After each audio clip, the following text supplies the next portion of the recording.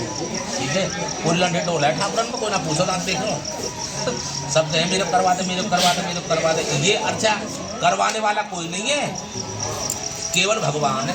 वाकई में है, वाकई में है। आज तुम पे पितरों की कृपा है, तुम्हारे पिताजी का, बाबा परबाबा का आशीर्वाद है, आपका विवाह संस्कार हो रहा है। और जहाँ पितृदोष लग रहा है वहाँ विवाह ना है। बंतर पे डोला है, पत्रा दिखवाते क्या कर छोड़ा का प्रस्ताव आ रहे आमे को टिकना रहो। तो ये पितरों की भरपूर कृपा आपके ऊपर। और मैं आज तुमसे कह रहा हूँ कि प्रथम संतान भी पुत्र की होगी, प्रथम संतान भी जो होगी आपके वो पुत्र की होगी। ब्रह्मवाक्य जनार्दन, जो ब्राह्मण की बातें हैं भगवान नहीं डाल सकता, ठीक है ना। तो देखिए आपका विवाह संस्कार हुआ है, ब्रह्मचर्य ग्रस्त पूर्ण हो गया, ग्रस्त जीवन में प्रवेश कर लिया। ग्रस्त के बाद वानप्रस्थ और वानप्रस्थ के बाद में संन्यास। पहले तो पितरों से क्षमा याचना करो कि विवाह में वो त्रुटि गलती न्यूनता अधिकता मन कर्म वचन से कही होगी तो पितृदेवता माफ करें, करो ऐसे, ठीक है। पिताजी, बाबा, परबाबा, चाचा, ताऊ, ज्ञात अज्ञात, गोत्रहीन, वंचित, अनजन में समझ पितृ माफ करें, ठीक है ना। विवाह में सम्मिलित हों और आशीर्वाद देने के लिए यहाँ सभी पितर आए, ठीक है। अच्छा, दूसरी बात ये है, ग्रस्त ब्रह्मचर्य पूर्ण होने के बाद ग्रस्त जीवन में आ गए। तो जिस समय शंकर भगवान और पार्वती जी के विवाह संस्कार में भी शर्त रखी गई थी, दोनों के बीच में पार्वती जी ने शंकर भगवान जी से मांगी और शंकर भगवान जी ने पार्वती जी से। तो विवाह पूर्ण होने के बाद उस कन्या से आप करें कि चलो हम अपने खानपुर के लिए चलते हैं। खानपुर तो काम, तो ये बेटी कह रही कि आपने विवाह संस्कार कैसे पूर्ण मान लिया। आप कह रहे विवाह यहाँ मंडप लगाए, टेंट सभा में दही का सेवन किया, दूध दही का, ब्राह्मण द्वारा वेद मंत्रों का अवतरण हुआ है, हवन यज्ञ करके सभी सारी क्रिया विवाह संस्कार कैसे।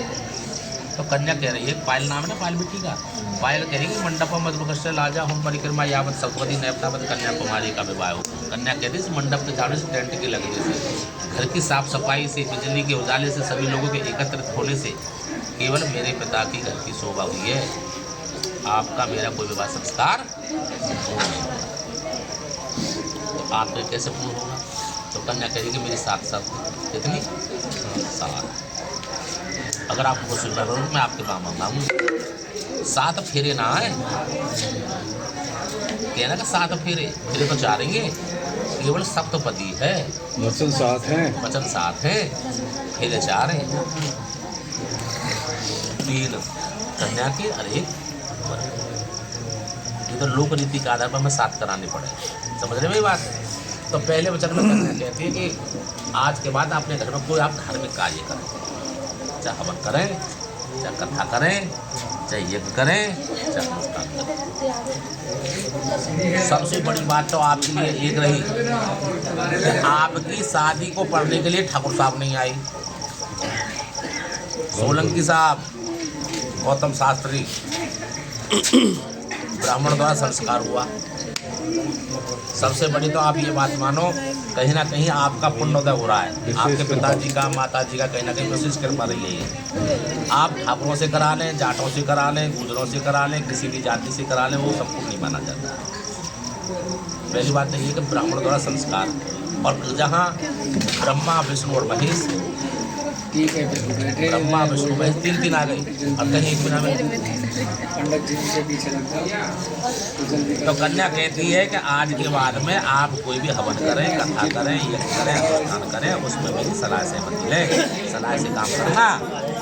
दूसरे वचन में कन्या कहती है कि आप कोई दान भी करें तो दान करने से पहले पायल से पूछ लें, पायल वहाँ 100 रुपये दे के आवे, 200 दे के आवे, 500 दे के आवे, कितने दे के आवे, कितने ना दे के, ठीक है। क्यों कि मान लीजिए आपकी जो वो है सामर्थ्य 100 रुपये देने की है और आप दे के आ रहे हैं वहाँ 500, तो 400 कर्जदार हो जाओ, क्या फायदा, ठीक है। अगले वचन में कन्या कहती है धन द्रव्य आप कुछ भी कमा में धमा में, या बेटी पायल को पता होनी चाहिए कि आप क्या कमाते हैं, कमा के उस धन को कहाँ रखते हैं। माताजी हैं, पता माताजी को भी होनी चाहिए, ये ना कहता काजल ही बताओ सब बात है, बुढ़िया छोड़ दो कतई, बुढ़िया को तो पता होनी चाहिए जरूर, लेकिन इस काजल को पता होनी चाहिए। क्यों कि आप कमाओ 2 रुपया और ये करे 10 का खर्च, तो 8 के कर्जदार हो जाओगे, समझ रहे हो भैया। आप कमा रहे 2 रुपया और पायल समझे कि मेरा आदमी कमा रहा 10 रुपया, तो ये तो 10 का सा खर्च करेगी ना, बिल्कुल 8 के कर्जदार हो जाएंगे। 8 के कर्जदार हो जाओगे। तो जो कुछ कमाओ या पता होनी चाहिए, क्योंकि आपकी कमाई के अनुसार ही खर्च करेगी। और गुड़िया पायल इनकी कमाई के अनुसार जैसी वहाँ घर में आमदनी हो वैसा ही खर्च करिए। अगर ये 2 प्राणी माता ये नमक से खाएं तू भी नमक से खाइयो, ये चटनी से खाए तू भी चटनी से खाइयो, ये सब्जी से खाए तू भी सब्जी से खाइयो। अपनी कोई डिमांड मत रखना। अभी कच्चा ग्रस्त है, शादी नहीं है, सिर पर साया नहीं है इनके पर, शादी करके ले जा रहे हैं। समझ रही मेरी बात है? कल को कहेगा ये ना के वो ना के वो ना हो, जैसे सब समय पर सब कुछ चीज़ पैदा हो जाती है। समय आने में सब चीज़ पैदा हो जाए, समय आने पर सब कुछ होता है। लेकिन किसी बात की कलह करके मत बैठना, ठीक है ना। अगले वचन में कह रही है क्रय विक्रय, पशुओं से लेकर के जमीन जा तो वहाँ कोई भी चीज़ खरीदे या बेचे, उससे बंदों सलाह सहमति लें। जैसे तुम्हारी भैंस लाद के अब आने वाली है, अब तुम कह रहे हो मैं भैंस ले आऊँ, 2 महीना पीछे ब्याह बेगी। तो काजल पायल कह रही है कि मैं तो अपना न्यू काम चला लूँगी, रहने दो। तो 1 लाख की बचत हो गई ना हो गई। तो कोई भी अब मोटरसाइकिल कार कह लगो मोटरसाइकिल ठीक है, गैस काम चला कर 10 लाख की बचत होगी, है ना। तो कोई चीज़ खरीदने आप सलाह सहमति से करे ना करे। अगले वचन में कहती है कि मेरी 3 अवस्थाएं, बालकपन तो पिता के यहाँ गुजर गया, जवानी और बुढ़ापा आपके साथ गुजरेगा। दोनों अवस्थाओं में इस बेटी की पालना करनी होगी, ठीक है ना। अगले वचन में कह रही है मौसम के हिसाब से मुझे वस्त्र भोजन ला कर दे।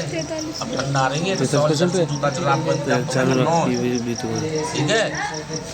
और 7वें वचन में कह रही है कि अगर मैं 7 सहेली में बैठी हुई हूँ तो घर पे कोई नुकसान मैंने पड़ा, उसमें बैठ के जाकर घर पे कोई नुकसान हो रहा, तो आप वहाँ जाकर के क्रोधित ना हो, कटु वाक्य ना बोलें, अपमानित ना करें।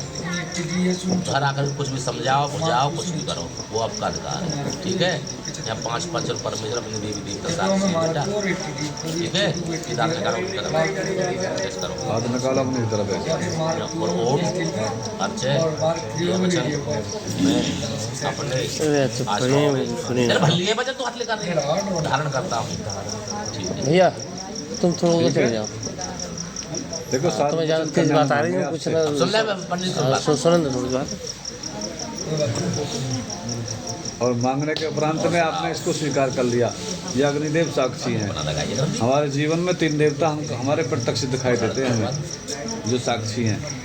पहले सूर्य नारायण है, उसके बाद में चंद्रमा है, फिर अग्नि है। इन्हीं से हमारे वंश चले, कोई सूर्यवंशी है, कोई चंद्रवंशी है, कोई अग्निवंशी है। तो कन्या कह रही है महाराज मैंने आपको वचनों के बंधन में बाध्य कर लिया, अब आप अपने वतन को चल सकते हैं। तो ये संवाद कहाँ चल रहा था? भगवान शंकर और माँ पार्वती का संवाद था। राजा हिमाचल के यहाँ पर चल रहा था। भगवान शंकर ने माँ पार्वती से कहा था तुम्हारा हमारा विवाह संस्कार हो गया, अब आप हमारे कैलाश पर्वत को चलिए। तो वर महोदय से कन्या ने कहा था कि 7 वचन चाहिए मुझे, तो आपने 7 वचन स्वीकार कर लिए। अब कन्या कह रही महाराज अब मैंने आपको वचनों के बंधन बांध दिया, अब चलिए। तो आप भी कह रहे हैं कि मेरे भी कुछ वचन, क्योंकि गाड़ी 2 पहियों से चलती है। तो बेटी ध्यानपूर्वक सुनने की बात है। देखिए जहाँ सुमति वहाँ संपत्ति नाना, जहाँ कुमति वहाँ विपत्ति न जाना। जहाँ आपस में सुमति होती है वहाँ लक्ष्मी और भगवान दोनों वास करते हैं। कह रहे कि महाराज आप भी अपने वचन मांगिए। कह रहे उद्यान मदपाने च पिता ग्रह गमने अज्ञा भगवों ने कर्तव्य। उद्यान कहते हैं बाजार, उद्यान कहते हैं बगीचा के लिए, उद्यान कहते हैं अंधकार रात्रि के लिए। तीनों स्थानों पर स्त्री जाति को कभी अकेले में नहीं जाना चाहिए। इसी प्रकार से मेरी बगैर आप जाके तीनों स्थानों पर नहीं जाओगे तो मैं आपको बांधूंगा नहीं। उद्यान मदपाने, संसार में 3 प्रकार के मद वाले मनुष्य रहते हैं। पहले प्रकार का जो मद है वो पैसे का है, दूसरे प्रकार का मद जवानी का, और तीसरे प्रकार का मद है शराब पिए हुए मनुष्य आपके सामने से गुजर रहा है। चाहे आपको समय बिता करके रास्ता बदल करके आपको निकल के आना पड़े, उससे आपको अपने अस्तित्व की रक्षा करनी होगी, तो मैं आपको बांधने में सकता हूँ। पिता ग्रह गमने, पिताजी हमारे यहाँ रोज़ आ जाएँ, हम तुम्हारे पिताजी के यहाँ रोज़ चले जाएँ, लेकिन मेरे बगैर जाके अपने पिता के नहीं जाना होगा। तो कन्या लौट करके कह रही है महाराज वर्ष के अंदर 2 पर्व ऐसे आते हैं जिसमें बहन भाई का महान पवित्र बंधन होता है। तो वर महोदय करें ठीक है आप समय के अनुसार जा सकते हो। आज्ञा भगवान कर्तव्य और ग्रस्त जीवन में आज्ञा का पालन करना बड़ा विशेष रूप से माना गया है। कभी भी आज्ञा का उल्लंघन नहीं किया, क्योंकि हम दोनों गृहस्थ जीवन में प्रवेश होने के लिए जा रहे हैं। गृहस्थी का परम धर्म कर्तव्य अतिथि देवो भव। हमारे द्वार पर कोई अतिथि आता है, उसका भाव सेवा सत्कार करना गृहस्थी का परम धर्म कर्तव्य है। मैं भी नहीं हूँ, कोई गृहस्थी आ जाता है, कोई अतिथि आ जाता है, उसका भाव सेवा सत्कार करो तो मैं आपको भावना में सकता हूँ। उद्याने मदपाने च पिताग्र आदौ धर्म धरा कुटुंब सुखदा। आदौ धर्म धरा, धरा कहते हैं पृथ्वी पर। आदिकाल से जो हमारी धर्म मर्यादा चली आ रही है उसी के मुताबिक आपको चलना है। क्या हमारी धर्म मर्यादा है? कुटुंब सुखदा, कुटुंब कहते हैं परिवार के लिए, सुखदा कहते हैं सुख देने के लिए। देखिए मेरे परिवार में जाकर के, जैसे मेरी माँ है, मैं भी आपके साथ में जुड़ा हुआ हूँ। परिवारजनों को अपने व्यवहार से पूर्ण रूप से सुख पहुँचाना होगा तो मैं आपको वामन में देता हूँ। आदौ धर्म धरा कुटुंब सुखदा मिष्टा प्रिय वासनी। और परिवार को सुख कब मिलेगा? जब परिवार में जाकर के आप मीठे वचनों का प्रयोग करेंगे। जैसे काका काकू दनहर है, कोयल काकू दे मीठे वचन सुना के जगह अपना कर ले। कौवा किसी से लेता नहीं है और कोयल किसी को देती नहीं है, लेकिन वाणी का विषय है। अपनी मीठी वाणी से जैसे कोयल जगत को प्रसन्न करती है, इसी प्रकार से अपनी मीठी वाणी से मेरे परिवारजनों को सदैव खुश रखना होगा तो मैं आपको वामन में सकता हूँ। क्रोध आलस्य निवार का, क्रोध का और आलस्य का परित्याग आपको ही करना होगा। सुख करा ज्ञान का वृद्धि, और आज्ञा का पालन करते हुए परिवारजनों को सुख पहुँचाना है। यही हमारे यहाँ पर गृहस्थी का परम धर्म कर्तव्य है। दोनों अपना हाथ निकालें, अग्नि को साक्षी करें और अपने अपने वचनों पर आड़ू रह करके आजीवन अपना जीवन कहिए ओम स्वस्ति, ओम स्वस्ति, ओम स्वस्ति। वचन स्वीकार हैं, अपने अपने स्थान पर खड़े हो जाए। स्वस्ति माने कल्याण। इन वचनों से हमारे गृहस्थ जीवन का कल्याण।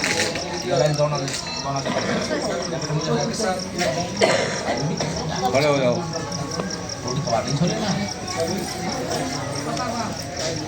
इनका स्थान बदलना, एक दूसरे का चेहरा करो, एक दूसरे का चेहरा, और लाली के स्थान पर तुमको पहुंचना, लाली तुम्हारे स्थान पर आएगी। बैठ जाओ अपने अपने स्थान पर। ले मांग वाला अच्छा बिछुआ लाए चल दाब दाब लपेल हर